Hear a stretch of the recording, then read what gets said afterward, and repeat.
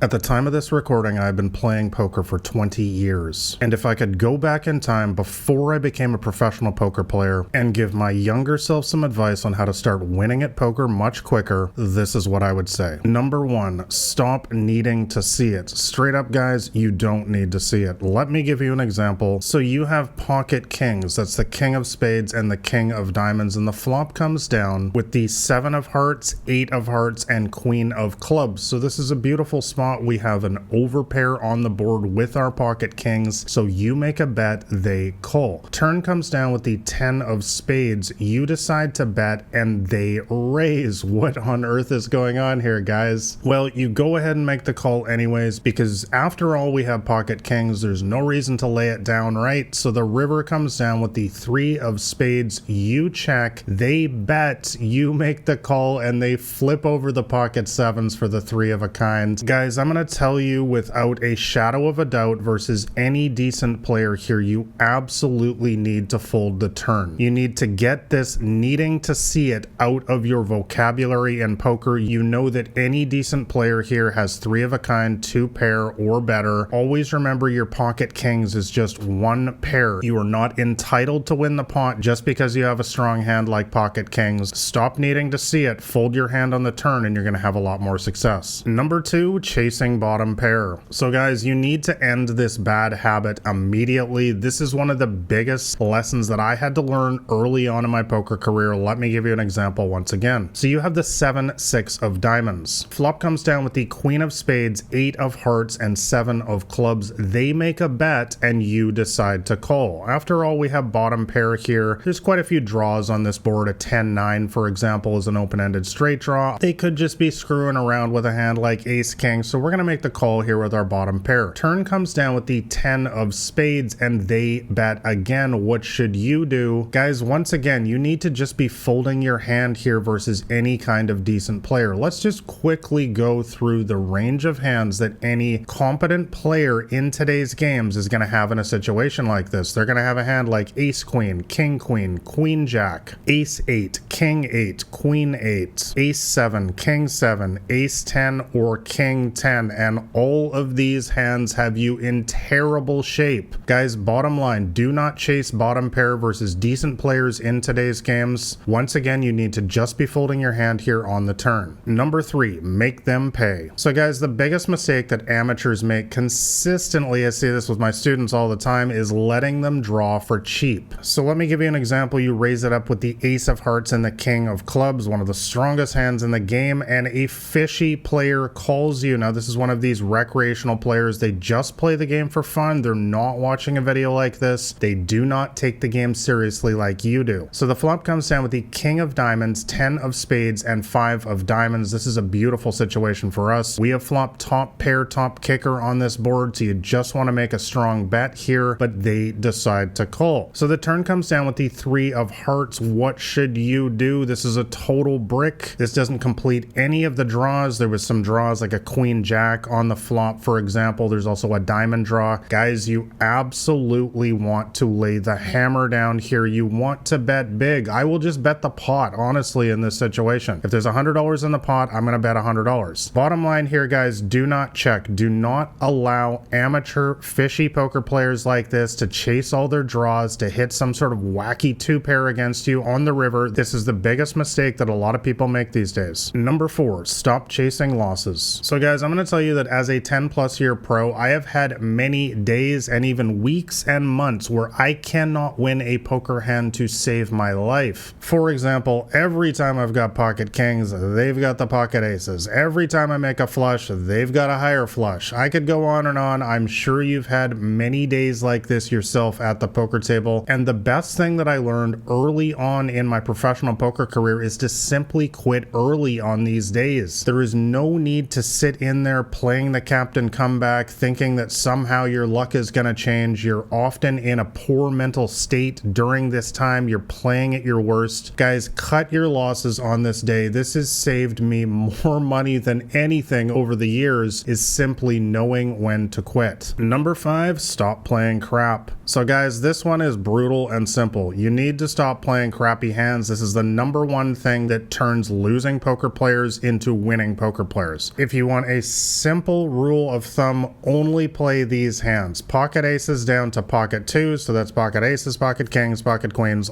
all the way down to pocket twos. In addition to that, play these strong aces, ace king, ace queen, ace jack, and ace 10. Then you also want to play some strong Broadway hands. A Broadway hand is any 2 cards 10 and above, so I would suggest playing king, queen, king jack, and queen jack. And in addition to that, play these hands only if they're suited. So it means, for example, the ace of hearts and the 9 of hearts. So you want to play ace 9 down to ace 2 only if they're suited, and then also queen 10, jack 10, 10 9, 9 8, and 8 7, once again only if they're suited. Guys, I know this is a very tight range, but a lot of you beginners watching this video, honestly, if you just stick to this range of hands, I have a very strong suspicion that your results are going to improve dramatically. By the way, if you just want some charts that you can memorize, I have those included in my free poker cheat sheet. It is totally free. You can download it for yourself. I'll leave a link below this video and you can get all the hands for yourself. Bottom line, guys, stop guessing, study some charts like this, and start winning. Number 6, show no mercy. So guys, poker is a brutal game. Nobody has ever showed me any mercy over the years, so I do not return the favor. If I am hammering on a fish, for example, one of those recreational players, they're having a bad day at the poker tables, I'm having a good day, I am going to keep playing until I have every last chip in their stack in mine. Let me give you an example. Well, you've got a hand like the jack 10 of hearts, and by the river the board reads the ace of hearts, 8 of spades, 7 of hearts, deuce of clubs, and 4 of hearts. We nail the flush on the river. The recreational player flips over the ace king, ace of diamonds, king of spades. They are steaming mad because you have hit the flush against them again. Guys, I'm going to say straight up, I'm going to keep busting up this fish all night long. When everything is going your way at the poker table and you're up against one of these weaker players, just stay in there as long as they're ready to keep donating their chips to you. This right here is when you can really skyrocket your winnings. I'm sorry to say, but poker is a brutal game. If you want to maximize your success in this game, you need to take advantage of situations like this where everything's going in your favor. Number 7, call their bluff. So guys, let me tell you something you already know. Aggressive players are almost always bluffing. Don't overthink the situation. For example, you've got ace queen, the ace of spades, and the queen of diamonds, and one of those aggressive players bets on this river. The 7 of hearts, 8 of hearts, king of clubs, king of spades, and deuce of diamonds. So what you might have noticed on this board is that all of the major draws have absolutely missed by the river. And the major draws on this board are, number 1, the heart draw. There's no heart on the turn of river, so all of the heart flush draws have missed. Also, there were multiple straight draws on this flop. For example, a hand like 10-9 had an open-ended straight draw, and another common hand they can have here is a 6-5, also had an open-ended straight draw, also totally missed by the river. So we expect aggressive players to be bluffing a lot with these hands. Also, this is a paired board. It is really hard to make 3 of a kind in poker. So what you want to do in a situation like this with a strong ace is simply call an aggressive player's bluff on the river. By the way, this is one of the biggest trouble spots that my students have, is playing against aggressive players, and I cover this in extensive detail in my Elite Poker Training University. 17 plus hours of advanced poker lessons. I walk you through dozens and dozens of step-by-step examples just like this on how to deal with these aggressive players who are always trying to bluff you at the poker table. I show you how to put them on a hand and call them in the right situations. I have just opened up enrollment. I will leave a link below this video if you want to get in now. Let's move on to number 8, always buy in full. So guys, I'm going to say straight up, I do not buy in short in a poker game. That's what amateurs do. I want to win the maximum when I have a hand like pocket aces or pocket kings or ace king or pocket queens. And that's the problem with buying in short. If you only have $40, you can only win $40. So for example, if I'm playing, say, in a $1, $2 game, super common these days, and the table maximum buy-in is $200, that's what I'm buying in for. I'm buying in for $200. If the table max is $1,000, I'm putting $1,000 on the table. Guys, bottom line, always give yourself the best chance to win the most. Do not be one of those weak, fearful players who tries to buy in for the least in order to limit their downside. What you want to do is maximize your upside in this game. Guys, always exercise abundance thinking at the poker table. If a $200 or $1,000 buy-in is too much for you, that's totally fine. There's no problem with that. You can play for $2 on the internet. There are 1 cent, 2 cent games. If you're currently on a tight bankroll, go play in the $2, $5, $10 games on the internet. Always buy in for the maximum, guys. Give yourself the best opportunity to exercise your skill at the poker table and get paid the most for it. And number 9, stop overplaying top pair. So guys, this is one of the biggest trouble spots that I still see with beginners and amateurs these days, and I struggled with this one a lot early in my poker career as well. What you want to do is let the aggressive players in particular bluff. We're going to talk about these guys again because they're difficult to play against. So you call with the ace jack of diamonds versus one of these loose and aggressive players. Once again, this is the kind of player who's playing a lot of hands and they're trying to bluff you. So the flop comes down with the jack of spades, 8 of hearts, and 7 of hearts. So boom, we have hit top pair, top kicker on this board. This is a beautiful situation. They go ahead and make a bet. However, I hope you guys notice that this is a very draw heavy board, meaning that this player is going to have an enormous amount of bluffs in their range. For example, if this player has any 2 hearts in their hand, they have a flush draw. There are also multiple straight draws, gut shot straight draws on this board. So you decide to make the call. Turn comes down with the 4 of diamonds. They bet, you raise, and they re-raise. Guys, this is an absolutely terrible situation to put yourself in here because we don't know where on earth we're at. This player could have flopped the nut straight with 10-9. It is important to remember that even aggressive players get good hands sometimes, and this right here is the definition of overplaying your top pair. Guys, always remember, in a situation like this versus an aggressive player, they have a very limited amount of value hands. Those are hands that beat us, and they have the majority of hands that are bluffs. And basically what this means is that there's not a whole lot of advantage for us in raising them because we're only going to get action that handful of the time when they have something super strong like pocket 8s here, or 10-9, or 8-7 for 2 pair, and we're just going to fold out all their bluffs. So typically what you want to do here is just call them on the turn. Guys, bottom line, do not overplay your top pair. Let an aggressive player do what aggressive players do and just let them keep bluffing at the pot. Number 10, ditch offsuit aces. So guys, I'm going to tell you that hands like ace 8 offsuit or ace 6 offsuit, and by the way, when I say offsuit, it just means 2 different suits. So for example, here the ace of hearts and the ace of spades, or the ace of diamonds and the 6 of clubs, these hands are pure trouble. And the biggest reason why is because they often get you in kicker trouble, and that's the second card in your hand, and we're going to see why that's so problematic right now. So you call pre-flop with one of these offsuit mediocre aces, the ace of hearts and the 8 of spades. Flop comes down with the 10 of spades, ace of diamonds, and 6 of clubs. So boom, we have hit top pair on this board. However, we do not have a very strong kicker. There are multiple aces that are ahead of us on this board. For example, ace king, ace queen, ace jack, ace 10, and ace 9 all have us in really bad shape. Those hands are around 85% to win. However, it's important to understand that this player can have so many other hands as well, and we still have top pair. It is likely that we are still ahead here most of the time. So when they go ahead and make a bet here, you definitely should call. There's not really any reason to raise, similar to the last hand. If we make a raise here, we're often just going to get action only from those stronger hands. So I really like just calling in this situation, controlling the size of the pot, and let's go see the turn now of the queen of diamonds. So they decide to bet again.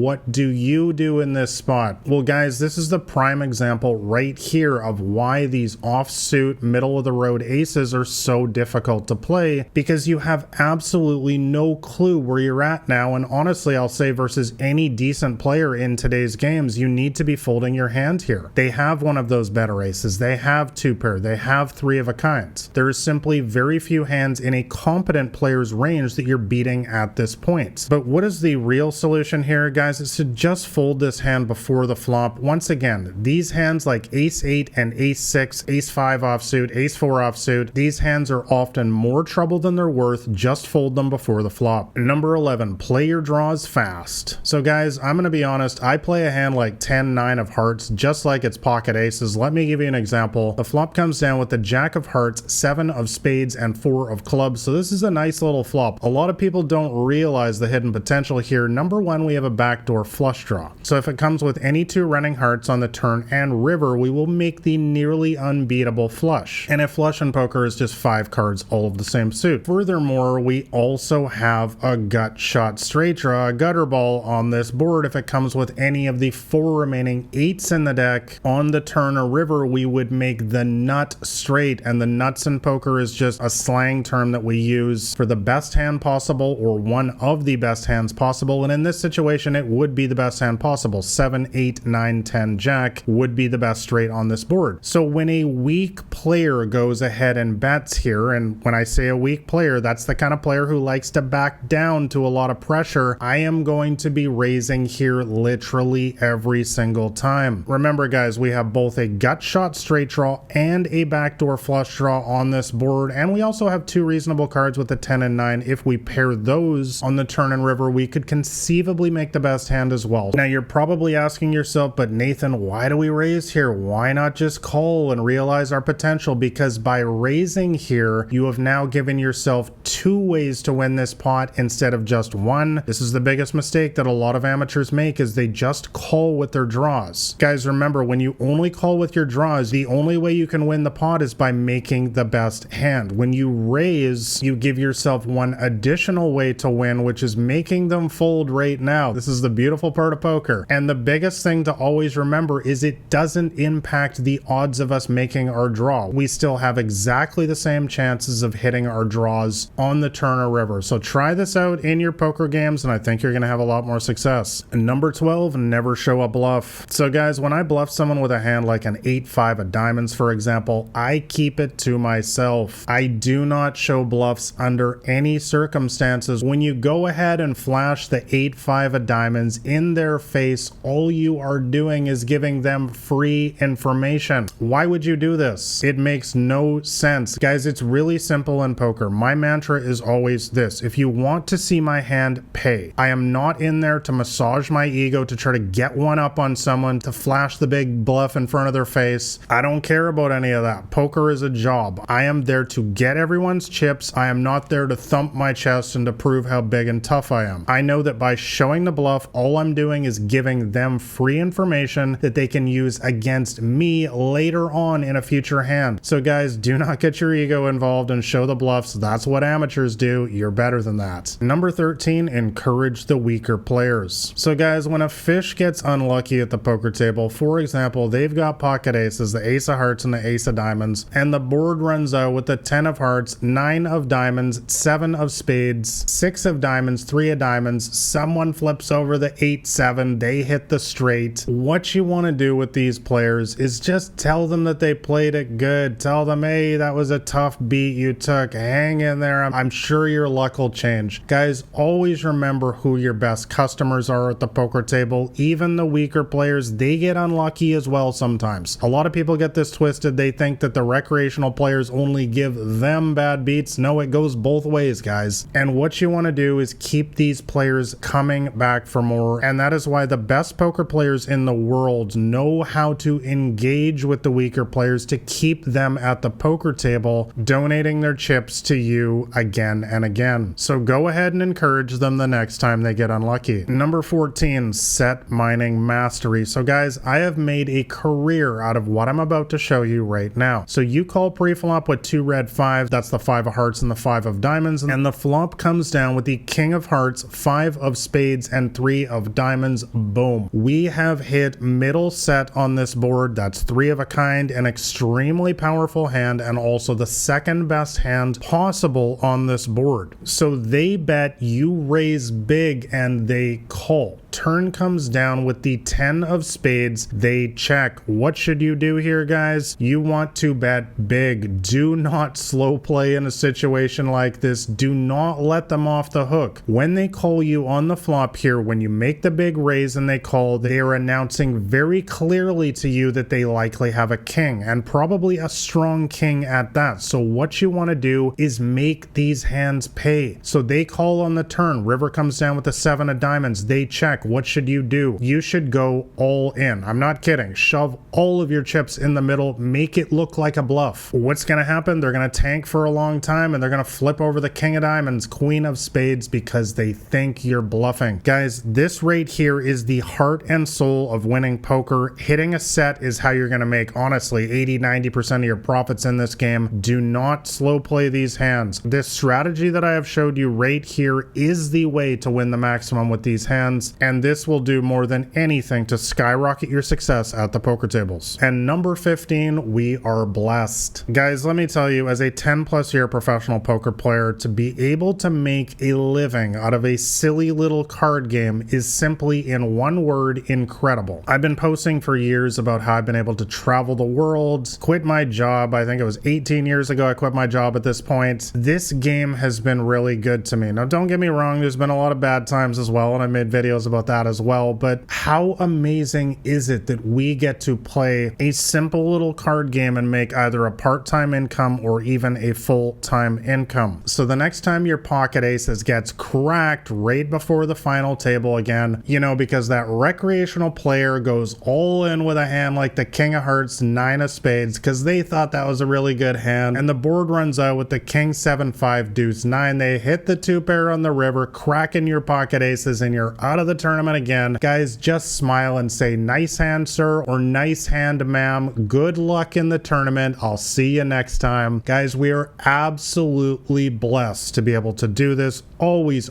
remember that. You're gonna have endless amounts of ups and downs in this game. It's okay. It's why the game is so profitable. Always stay optimistic and always keep crushing. All right, guys, like and subscribe if you found this video helpful, and if you want to know my entire strategy to absolutely beat the small and mid stakes games, make sure you grab a copy of my free poker cheat sheet. That'll be the top link in the description below. Thanks a lot for watching, guys. All the best at the poker tables, unless you're on mine.